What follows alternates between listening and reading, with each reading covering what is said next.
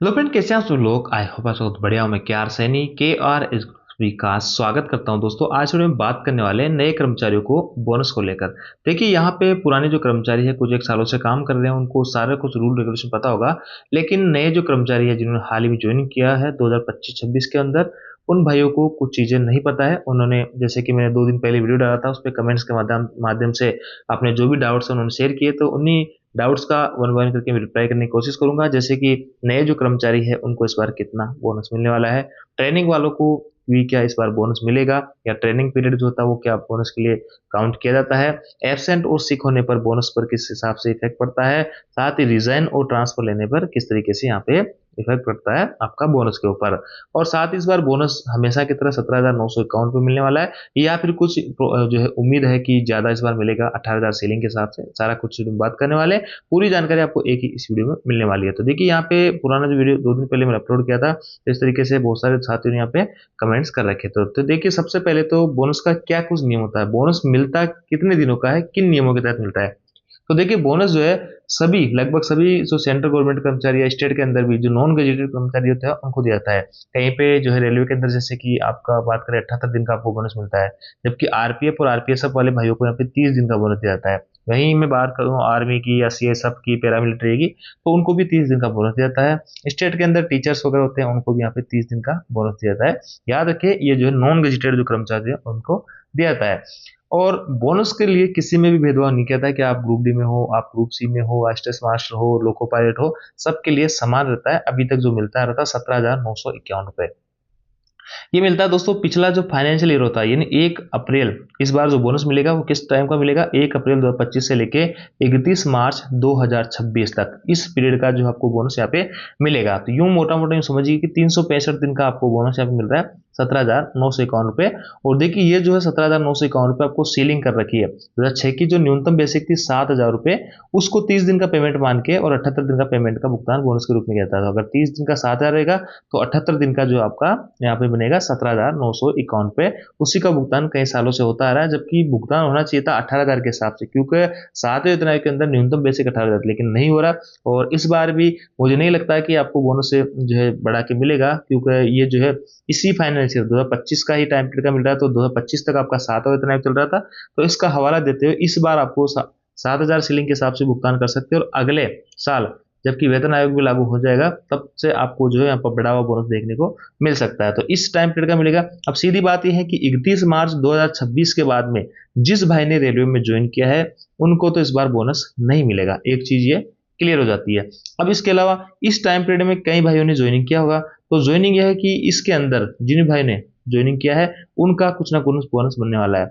लेकिन दोस्तों, training period जो होता है उसको बोनस के लिए काउंट नहीं किया जाता है। अगर मान लो यहाँ पे किसी भाई ने यहाँ पे 2 महीने पहले ज्वाइन किया और उसकी जो ट्रेनिंग है अप्रैल 2026 में खत्म हो, तो चाह रहा है कि 2 महीने का मेरे को बोनस मिलेगा क्या, तो उसको बोनस नहीं मिलेगा। ट्रेनिंग पीरियड का, इनिशियल ट्रेनिंग का जो है यहाँ पे बोनस नहीं मिलता है। बाद में आप रिफ्रेशर वगैरह जाओगे तो उसका तो आपको बोनस मिलेगा, लेकिन इनिशियल ट्रेनिंग का बोनस यहाँ पे नहीं मिल रहा है। इसके अलावा दोस्तों, यहाँ पे टोटल जो है 17,951 रुपये आपको मिलेगा।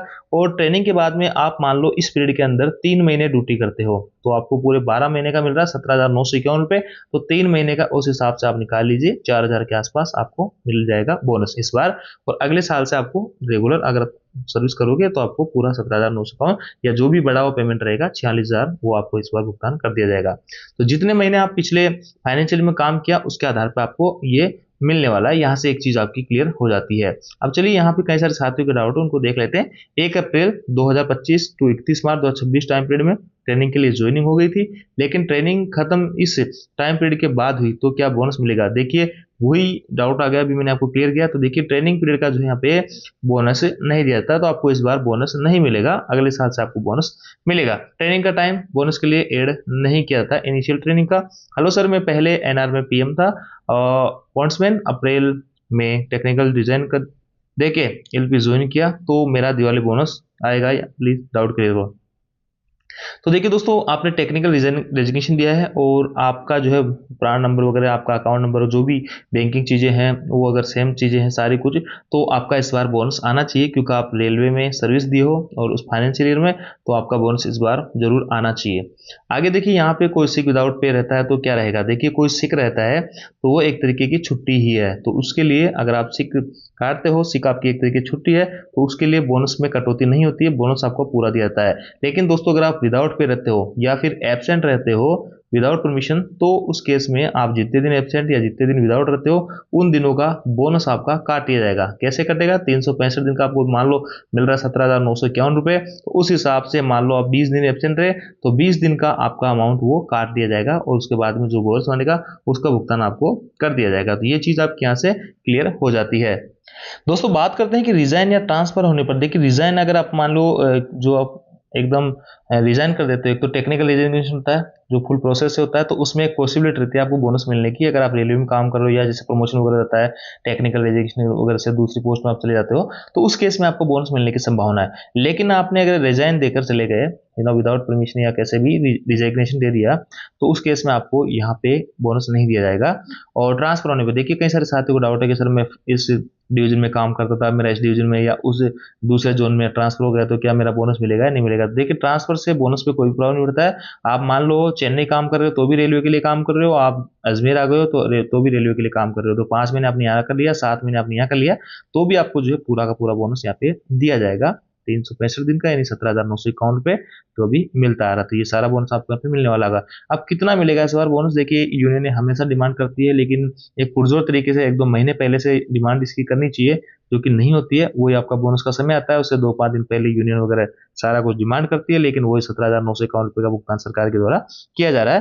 हालांकि पिछले 10 सालों से जो 18,000 के हिसाब से भुगतान होना चाहिए था, क्योंकि 7वें वेतन आयोग के अंदर न्यूनतम बेसिक 18,000 रुपये, लेकिन 2000 से 6ठे वेतन आयोग के 7,000 के न्यूनतम सीलिंग के आधार पर यहाँ पे अभी भी बोनस का भुगतान किया जा रहा है। तो देखना होगा कितना इस बार बोनस मिलेगा। हालांकि संभावना कम ही है, आपको वही 17,951 रुपये मिलने की पूरी संभावना है। तो ये थी दोस्तों जानकारी आपको अच्छी लगी, वीडियो आपको लगी तो शेयर जरूर किया।